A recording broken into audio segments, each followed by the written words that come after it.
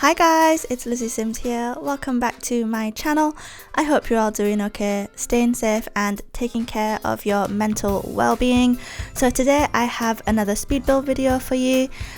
This is what I'm calling the Cosy Seaside Cottage. Is it cottage? I can't remember the exact title right now, but yes, this is built in Brindleton Bay. In this really adorable lot right by the sea. I think it's really adorable, and yeah, I actually really like this build. I'm really excited about posting it, just because a seaside cottage or home is exactly the kind of vibe that I like, and I really enjoy the decorations that I did, and I like the landscaping, and yeah, I didn't actually struggle that much with this build, which is surprising because recently, or in the past like few builds that I've done, I don't know, things just haven't like flowed properly, and I just can't like get to grips with what I want it to look like in the end. But with this one, I had a pretty good idea of what I wanted, and it just came together quite easily. So yeah, I'm really happy about that. I believe this is only a 2-bed house again. It looks a lot bigger from the outside than it does on the inside.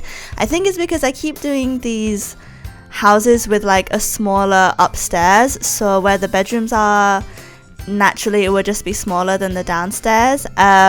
But I did manage to fit a master bedroom and a children's bedroom, so I kind of imagine it to be for a single parent, just because I scooched the bed over to the wall, like so one side isn't accessible. Again, sometimes it works and sometimes it doesn't. I don't know why, but some people have found that their Sims are able to scooch over to the other side of the bed, and some people have found that it doesn't work.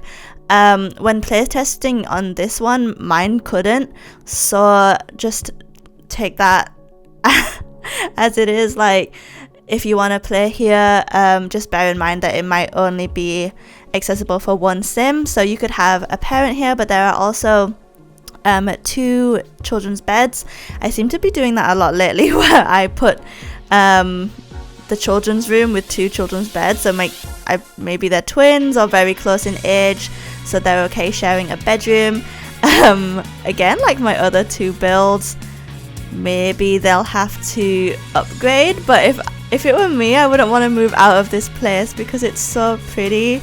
So yeah, maybe like there's plenty of room on the lot, so if you wanted to extend the house, that would be totally possible. I think you just move it to the left a little bit and you could build an extension so you could have more rooms. But that's just how I kind of created the floor plan. Maybe I could have done it a bit better.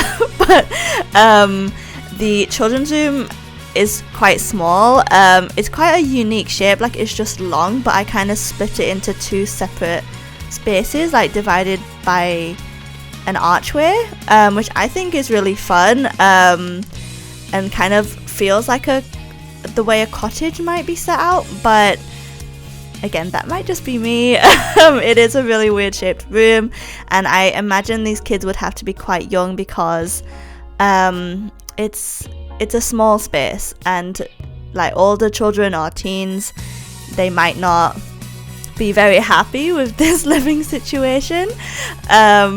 So yeah, I am also just pre-recording a bunch of videos today because I'm going back to my family home on Saturday, and I just like to have some content planned, because I won't have access to any recording material over there, so I'm just trying to like bang them out all day today. So yeah, that's my plan.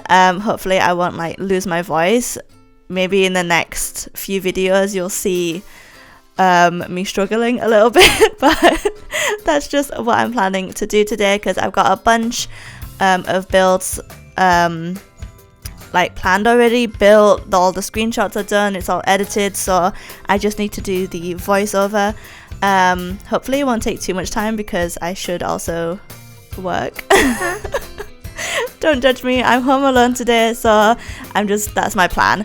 But yes, this build turned out really, really cute.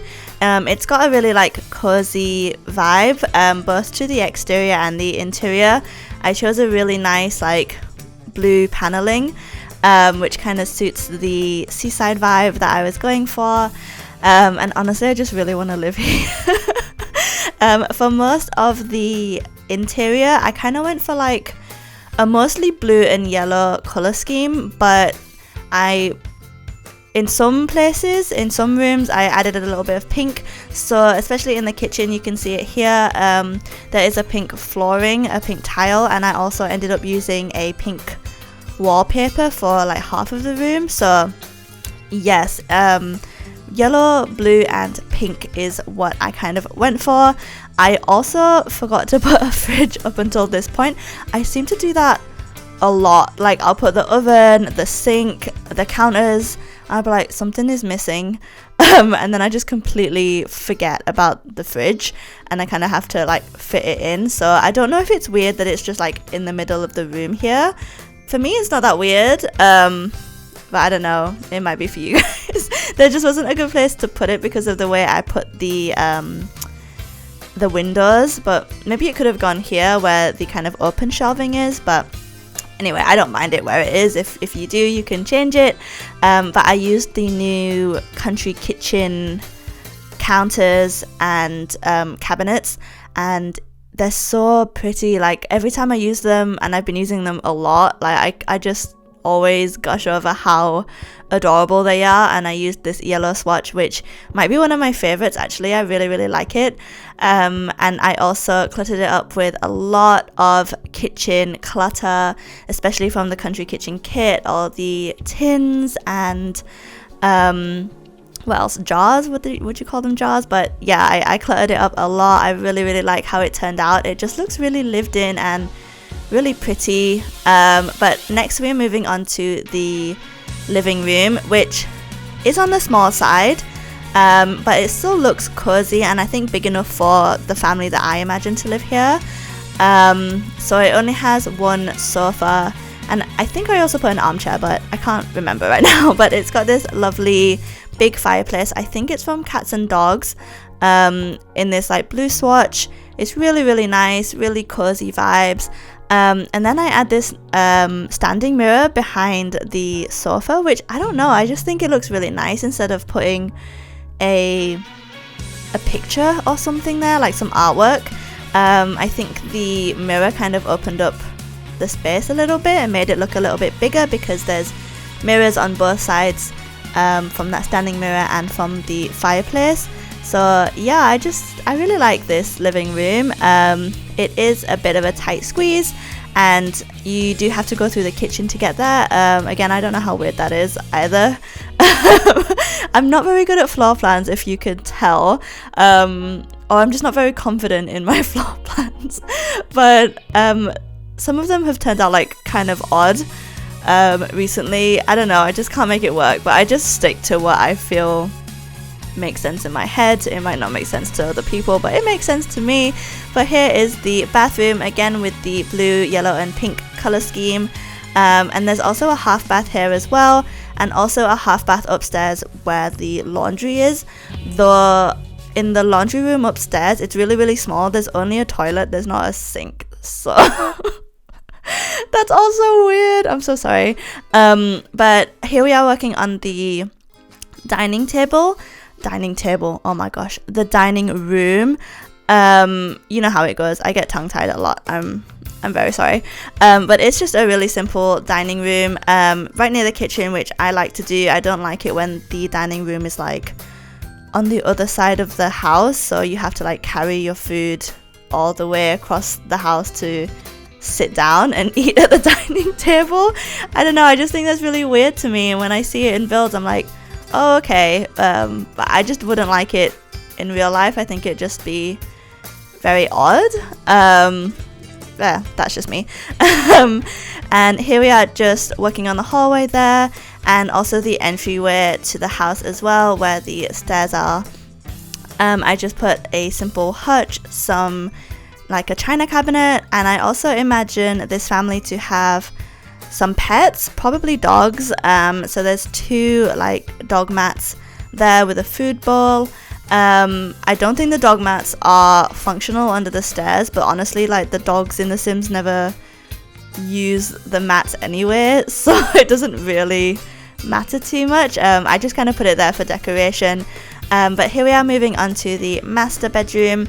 There is a little bit more of a, I suppose, like, deeper color scheme here, because the rest of the house is kind of more pastel blues, but I used this bed, I think it's from Seasons. It's a little bit more deep in color, and I used like a more vivid swatch for the wallpaper, but I just think this parent, whether it be a mom or a dad, just really wanted this to be their own space and decorated it how they like. So they wanted super cozy vibes, kind of like sea vibes, with the color of the bed and the like yellow accents here and there. And yeah, I just think it's just a really cozy space. I also fit a sofa in here as well, so the parent can have, you know, a little bit of a rest upstairs while their children might be playing elsewhere. And I really like to make master bedrooms just more of like a personalized space for the parents, because, you know, parents don't really get their own space a lot, so it's nice to have a really cozy and calming room for them. But here is that laundry room, just with that singular toilet without the sink. If you manage to fit a sink in here, that would be great, but I don't think it would fit. If you don't play with laundry, you could just fit a sink on that side instead. That would totally work. But have I been in houses where there's a bath, like a half bath without a sink? I don't know, maybe like in older homes, maybe. I know my grandma has a bathroom like outside in like the shed, and I don't think there's a sink there. Anyway, this is the children's room. As you can see, it's just a really like long, weird, skinny room, but I did manage to fit 2 beds in here, and I think like enough decoration to make it look lived in and kind of practical. I think if they're young kids, it wouldn't be so much of an issue. I think if they get older than like 10 years old, maybe this would be a little bit of a squeeze to have 2 kids in here. If you do think it's like too weird to have 2 kids, or too like cluttered, or there's not enough space for them, like, you could just delete one of them and add more toys, like on the other side, delete one of the beds and add more toys. That would totally work. I just thought it was like a fun way to use the space. I don't know, it's kind of unique. That's my way of justifying my floor plan decisions. But here we are working on the outside. As you can see, I did a lot of landscaping, but more like around the borders of the house, which I think looks really, really pretty, and it frames the house really, really nicely. There is just like a half wraparound porch, I suppose, just with some activities like the chess table and a place to sit, and I think I put a dog, like a toy box or something like that. And outside there is also a washing line, a barbecue with just some sitting area. Oh yeah, and I also used this, like, I think it's a sauna technically from Snowy Escape, but I kind of used it as a pond just because I didn't feel like making a pond. But I think it looks really nice with the rocks all around it, so, you know, it does kind of give off a pond vibe instead of a sauna.